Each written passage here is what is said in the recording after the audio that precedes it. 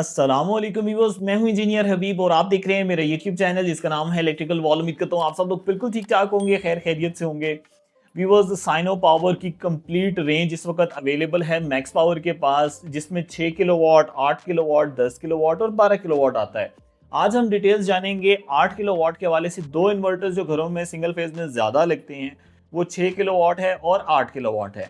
इस ट्रेंड को max power ने ही चेंज किया अपनी साइनो पावर की सीरीज के अंदर, जिसमें सिंगल फेज में 10 किलोवाट भी लेके आया है और सिंगल फेज में 12 किलोवाट भी लेके आया है।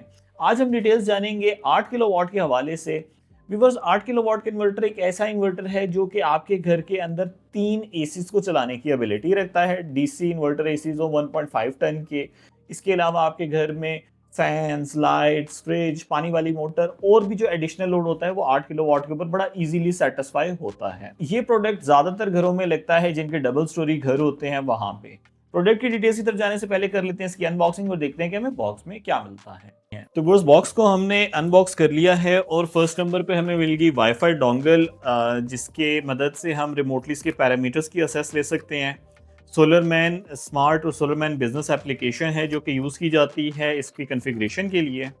इसी के साथ ही ये आप देख सकते हैं व्यूअर्स, इसके साथ हमें करंट ट्रांसफार्मर मिल जाता है जो कि ऑप्शनल लोड, थर्ड लोड भी इसके साथ कनेक्ट कर सकते हैं, रिवर्स मॉनिटरिंग कर सकते हैं, एनर्जी फ्लो के बारे में पता चलता है।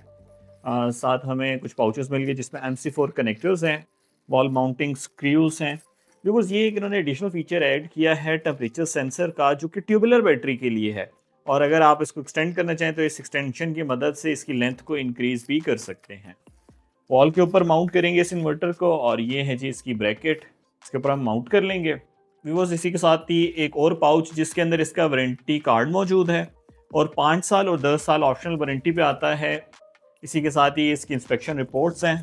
इन्वर्टर को बाहर निकालते हैं और इसकी लुक देखते हैं। व्यूअर्स, अगर इन्वर्टर के फ्रंट की बात कर ली जाए तो फ्रंट माशाल्लाह बहुत ही प्यारा है, जिसमें साइनो पावर की ब्रांडिंग है। टच फॉर्म में हमें इस पर डिस्प्ले मिल जाता है, कोई भी फिजिकल बटन नहीं है और टच कितना रिस्पॉन्सिव आप देखिएगा। मैं हल्का सा टैप करता हूँ तो स्क्रीन ऑन हो जाती है और जैसे ही इसको हम पावर ऑन करेंगे तो इसके ऊपर बड़ा खूबसूरत सा डिस्प्ले आता है, फिर साइनो पावर लिखा हुआ आता है। किसी भी पैरामीटर्स पे हम टैप कर लेंगे तो उससे हमें उसकी डिटेल्स मिलना शुरू हो जाएंगी। होम पे आ जाते हैं, ग्रिड पे टैप करें, जस्ट मैंने इसको इस वक्त ग्रिड प्रोवाइड की है। लोअर सेक्शन के ऊपर हमें यहाँ पे कवर मिल जाता है, लिड मिल जाती है जिसको ओपन करके हम कनेक्शंस कर सकते हैं। तो यहाँ पे आप देख सकते हैं कि लोअर सेक्शन में हमें फर्स्ट यहाँ पे बैटरी का पॉइंट मिल गया है। 48 वोल्ट 48 वोल्ट ऑपरेटेड इन्वर्टर है। यहाँ पर आपने बैटरी को कनेक्ट कर देना है। इसी के साथ ही GPRS/वाईफाई डोंगल पॉइंट मिल जाता है। ये जो वाईफाई डोंगल है हम यहाँ पर कनेक्ट कर देंगे। कम्युनिकेशन के पॉइंट्स मिल गए। राइट साइड पे आ जाएं तो जैसा कि ये सिंगल फेज बेस्ड इन्वर्टर है तो ये आपको ग्रिड का इनपुट पॉइंट मिल गया, जहां से आपने जो फेज, न्यूट्रल और अर्थ की तार प्रोवाइड कर देनी है। ये आपका बैकअप लोड है जिसमें fans, lights, fridge, essential load चलेगा और ये जनरेटर इनपुट पॉइंट है जिसको आप हैवी लोड आउटपुट भी बना सकते हैं। व्यूअर्स, आप देख सकते हैं 4 MPPT इसके अंदर लगे हुए हैं, PV1, PV2, PV3 और PV4। लोअर सेक्शन माशाल्लाह बहुत ही प्यारा है। व्यूअर्स, बहुत हैवी ड्यूटी इन्वर्टर है। ये आप देख सकते हैं बैक साइड पे आपको हीट सिंक मिल रहा है और नेचुरल कूलिंग बेस्ड इन्वर्टर है। फर्दर प्रोटेक्शन के लिए यहाँ पर एक्स्ट्रा फैंस भी आपको मिल जाते हैं ताकि किसी ऐसी जगह पे लगा है जहाँ पे एयर का फ्लो कम है तो इससे नेचुरली एयर का फ्लो बढ़ जाता है, इन्वर्टर की परफॉर्मेंस मजीद बेहतर हो जाती है। व्यूअर्स, जो इंपॉर्टेंट फीचर्स हैं इसके अंदर, इसका सिंगल सोर्स प्रायोरिटी पे चलना, यानी कि अगर आपने इसके साथ बैटरी नहीं लगाई तो कोई परेशानी वाली बात नहीं है, बगैर बैटरी के भी ये चल सकता है। वैसे मैं रिकमेंड करता हूं कि आप हाइब्रिड इन्वर्टर को 2 सोर्सेज लाजमी प्रोवाइड किया करें। वो ग्रिड बैटरी की फॉर्म में हो सकता है, वो सोलर बैटरी की फॉर्म में हो सकता है, यानी 2 सोर्सेज देना बेहतर रहता है। इससे इन्वर्टर की परफॉर्मेंस मजीद बेहतर होती है। लेकिन अक्सर लोग कहते हैं कि अभी उनका बजट नहीं है, वो ये चाहते हैं कि अभी बगैर बैटरी के चला लें और बाद में फिर जैसे ही बजट बेहतर होगा तो बैटरी के साथ चला लें, तब फिर आप इसको बगैर बैटरी के चला सकते हैं। अगर आप बैटरी लगाना चाहते हैं तो कौन सी लगा सकते हैं व्यूवर्स, अगर आप मैक्स पावर की ही बैटरी इसके साथ लगाते हैं जिसके अंदर MP5000 अल्ट्रा आ रही है, MP10000, 16000 और 32000 अल्ट्रा आ रही है, ये अगर आप इसके साथ लगाते हैं तो आपके इन्वर्टर की वारंटी भी 10 साल हो जाती है, आपकी बैटरी की वारंटी भी 10 साल हो जाती है। तो व्यूवर्स, हमारे ज्यादातर जो प्रोजेक्ट्स लग रहे हैं ना वो कम्बिनेशन में लग रहे हैं, जिसके अंदर या तो वोल्टास का इन्वर्टर लग रहा है या साइनो पावर का इन्वर्टर लग रहा है, मैक्स पावर का। और इसी के साथ मैक्स पावर की बैटरी। तो ये बड़ी ज़हनी सेटिस्फेक्शन हो जाती है कि 10 साल का वारंटी सर्टिफिकेट आपको मिल चुका है और अब कोई भी मसला आएगा तो मैक्स पावर रिस्पॉन्सिबल है, वो उस चीज़ को हैंडल कर रहा होगा। तो मैं यही चाहूँगा कि आप बगैर बैटरी के तो चला सकते हैं, लेकिन बैटरी भी लगाएँ और मैक्स पावर की ही लगाएँ। वैसे कंपैटिबल मार्केट के अंदर अदर ब्रांड्स के साथ बड़ा ईज़िली कंपैटिबल है और ईज़ी टू यूज़ है। सेल्फ अडेप्टिव बीएमएस है। जस्ट आपने बैटरी लगाई, केबल कनेक्शंस किए, ऑटोमेटिकली ये उसके साथ अडेप्ट कर लेगा, कॉन्फ़िगर कर लेगा उसे। व्यूअर्स, पैनल्स की बात कर ली जाए तो 8 किलोवाट का इन्वर्टर है और 12 किलोवाट के पैनल्स को सपोर्ट करता है। 4 एमपीपीटी बेस्ड इन्वर्टर है, 4 एमपीपीटी हैं और हर एमपीपीटी हमारे पास 20-20 एम्पियर का है। आपके पास जो पैनल्स आ रहे हैं वो ज़्यादातर आपके पास 14 एम्पियर में है, 15 एम्पियर में है, 16 एम्पियर में है। कोई बड़े से बड़ा पैनल हो गया तो वो 17 एम्पियर में आ जाएगा।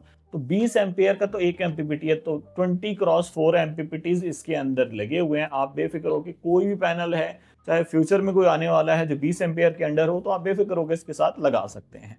अपैरेंट पावर की बात कर ली जाए तो 16 केवीए की अपैरेंट पावर है, यानी कि अगर आप इस पे सर्ज भी डाल सकते हैं ना, तो डबल सर्ज इसके ऊपर डाल सकते हैं। सोलर कैपेसिटी का वाइड होना, डबल सर्ज का इनरश करंट का बर्दाश्त करना, ये एक बड़े ही अच्छे फीचर होते हैं जो एक ब्रांड को पॉपुलर बनाते हैं उसकी बिल्ड क्वालिटी के हिसाब से। वीवो मैक्सिमम चार्जिंग करंट की बात कर ली जाए तो 160 एम्पियर्स तक मैक्सिमम चार्जिंग आप इसे दे सकते हैं। इसके अलावा व्यूअर्स, जो इसका इंपॉर्टेंट फीचर है जो कि अब कह सकते हैं हर घर की रिक्वायरमेंट है, वो है डुअल आउटपुट का होना, हैवी लोड का अलहदा, लाइट लोड का अलहदा कनेक्ट होना। तो इसके अंदर जनरेटर कनेक्शन पॉइंट है जिसको एज अ जनरेटर इनपुट बना सकते हैं। अगर आपके पास वापडा नहीं है या फिर वापडा के साथ एज अ जनरेटर भी एक है और आप इसको जनरेटर इनपुट भी सप्लाई देना चाहते हैं, तो वो भी आप कनेक्ट कर सकते हैं। लेकिन ज़्यादातर वो generator input point as a heavy load output point ही इस्तेमाल किया जाता है, कि जिसके अंदर आप सेटिंग्स में जाकर उसकी सेटिंग चेंज करके उसे हैवी लोड पे सिलेक्ट कर लेते हैं और उसके साथ अपने हैवी लोड एसीज हो गए, ओवन हो गए, मोटर्स होगी, वो कनेक्ट कर दी। उसका फ़ायदा ये है कि लाइट चली गई, रात का वक़्त है, तो रात के वक़्त में वो वाला लोड जो है वो बैटरी के सर्टेन लेवल पे आके डिस्कनेक्ट हो जाएगा और बाकी सारी बैटरी जो है वो आपके लाइट लोड को बैकअप प्रोवाइड करेगी। डे टाइम में तो इश्यू नहीं है क्योंकि डे टाइम में सोलर मौजूद है, तो आपका हैवी लोड, लाइट लोड दोनों ही चल रहे होते हैं। व्यूअर्स, ये हमारे पास नेट मीटरिंग इनेबल्ड इन्वर्टर है, यानी इसमें ग्रिड फीडिंग का ऑप्शन मौजूद है। तो व्यूअर्स, नेट मीटरिंग ऑन करके आप अपने बिल को खत्म कर सकते हैं, बल्कि नेगेटिव बिल की तरफ जा सकते हैं। और व्यूअर्स, IP66 होने की वजह से इसके अंदर फर्दर जो बेनिफिट हमें मिल रहा है वो ये कि ये वेदर रेजिस्टेंट है, यानी कि वाटर स्प्लैशेस को बेयर करता है, हार्श एनवायरनमेंट को बेयर करता है। आप बड़ी बेफिक्री से इसको घर के अंदर भी लगा सकते हैं और घर के बाहर भी लगा सकते हैं। उसके अलावा व्यूअर्स, सेल्फ कंजम्पशन बहुत कम है, लेस देन 3 वॉट इसकी सेल्फ कंजम्पशन है जब ये आइडल स्टेट में है। और व्यूअर्स, इसके साथ एक एप्लीकेशन है, यानी वाईफाई डोंगल मौजूद है। आप सोलरमैन बिजनेस या सोलरमैन स्मार्ट ऐप यूज करके क्लाइंट को असेस दे सकते हैं सोलरमैन स्मार्ट के ऊपर, और इंस्टॉलर है तो सोलरमैन बिजनेस को यूज करें। उससे आप इसके तमाम पैरामीटर्स की असेस ले सकते हैं, कॉन्फ़िगरेशन कर सकते हैं और कोई भी एरर आता है तो आपको पता चल सकता है और आपको कंप्लीट डिटेल्स आपके मोबाइल पे मिल रही हैं। व्यूअर्स, यूज़र मैनुअल के लास्ट में आपको बैटरी की तमाम डिटेल्स मिल जाएंगी। लेड एसिड बैटरी, पायलनटेक हो गई, उसके अलावा डायनेस, ATL, VTC, EVE, बहुत सारी ब्रांड्स हैं जिसमें रिटार हो गई, वेस्टवुड हो गई, ये सारी ब्रांड्स हैं, इनके साथ कोड्स मौजूद हैं और इनके प्रोटोकॉल भी हैं कि ये कैन पे होगा, RS485 पे होगा, CAN/RS485 पे होगा, यानी जिनके साथ जो सा प्रोटोकॉल फॉलो होता है वो आप कर सकते हैं। जस्ट आपने कोड एंटर करके सेव करना है, वो वाली बैटरी आपकी ऑटोमेटिकली सिलेक्ट हो जाएगी। अगर ट्यूबुलर इस्तेमाल कर रहे हैं तो 0 के ऊपर लेड एसिड है, आप लेड एसिड रख सकते हैं। और मैक्स पावर यूज़ कर रहे हैं तो आपने पायलनटेक सिलेक्ट कर लेना है। पायलनटेक हमारे पास 2 के ऑप्शन पे अवेलेबल है। बिकॉज इस वक्त इन्वर्टर हमारा ऑन है और आप देख सकते हैं कि बैटरी की कनेक्शन भी कर दी है, BMS भी कनेक्ट कर दिया है, हैवी लोड, लाइट लोड अलग-अलग कनेक्ट करती है। लाइट लोड के ऊपर मैंने 2 तारें और लगाई हैं जिसके ऊपर मैं एसी जो है वो 16 पे टर्बो पे चला रहा हूँ, टर्बो मोड में। 7 जनरेटर पॉइंट है जो कि as a heavy load output point काम कर रहे हैं। सिंगल फेज इन्वर्टर है तो हमने ग्रिड इनपुट सप्लाई कर दी है। कनेक्शन हमारे कंप्लीट हैं। अब हम जान लेते हैं इसकी सेटिंग्स। बिकॉज आप देख सकते हैं कि डिस्प्ले स्क्रीन के ऊपर आपको सोलर के पैरामीटर्स नजर आ रहे हैं। 6 किलोवाट हमें आउटपुट मिल रही है इस वक्त, जितना मैंने इसके साथ सोलर कनेक्ट किया है। बैटरी को कनेक्ट कर दिया है जो कि 76% के ऊपर इस वक्त चार्ज हो रही है। इसी के साथ ही ग्रिड फीडिंग हो रही है 1.4 किलोवाट की, ये आप देख सकते हैं, और लोड चल रहा है 2.1 किलोवाट का। इन्वर्टर नॉर्मल स्टेट में है। सेटिंग्स में आ जाएं तो पीवी की सेटिंग्स आप देख सकते हैं, स्टैंड अलोन इन्वर्टर चल रहा है।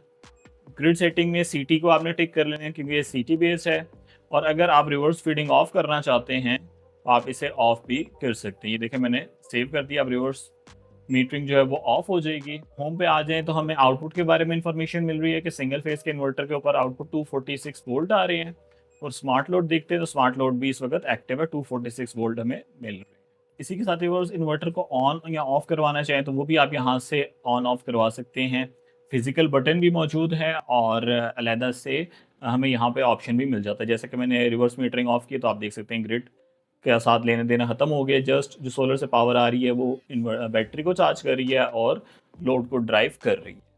व्यूअर्स अब हम इसकी एक बार लोड टेस्टिंग कर लेते हैं। व्यूअर्स एसी को 16 में हमने चला दिया है टर्बो मोड के अंदर और ये इस वक्त 2000 वॉट ले रहा है। ये आप स्क्रीन पे चेक कर सकते हैं कि 2000 वॉट ले रहा है और इसी के साथ 1 बाय 1 में लोड को ऑन करने लगा हूँ। तो व्यूअर्स आपने देखा कि 8.9 किलोवाट तक ये हमारा इन्वर्टर गया था। 8 किलोवाट का इन्वर्टर आपको ओवरलोड कैपेसिटी भी प्रोवाइड कर रहा है, यानी कुछ सेकंड्स के लिए अगर आपका लोड ओवरलोड भी होता है तो ये बेफिक्र होकर चलाएगा। फैंस ऑन हो चुके हैं लेकिन इन्वर्टर माशाल्लाह बहुत अच्छी तरीके से काम कर रहा था। व्यूअर्स उम्मीद करता हूं कि आज की वीडियो आपको बहुत पसंद आई होगी और आपने जान लिया होगा मैक्स पावर का साइनो पावर 8 किलोवाट इन्वर्टर कैसा है। अगर तो वीडियो अच्छी लगी है तो मुझे जरूर कमेंट सेक्शन में बताएं। बाय करने का बड़ा सिंपल सा तरीकाकार है, आपने विजिट करनी है हमारी साइट electricalwall.com। वहां पर जाके मैक्स पावर के सेक्शन में साइनो पावर के इस इन्वर्टर के लिए ऑर्डर प्लेस कर दें, हम ये आपको डिस्पैच कर देंगे थ्रू TCS, एशिया कार्गो, बिल्टी सर्विसेज, डाइवो, ये तमाम सर्विसेज हम रेगुलर बेसिस पे यूज कर रहे होते हैं। तो जोन सी आपको कन्वीनियंट लगती है हम उसे इंशाल्लाह आपको डिस्पैच करवा देंगे। मुझे इलेक्ट्रिकल वॉल की टीम को, मैक्स पावर की टीम को अपनी दुआ में याद रखिएगा। Take care of yourself. अल्लाह हाफिज। अस्सलाम वालेकुम।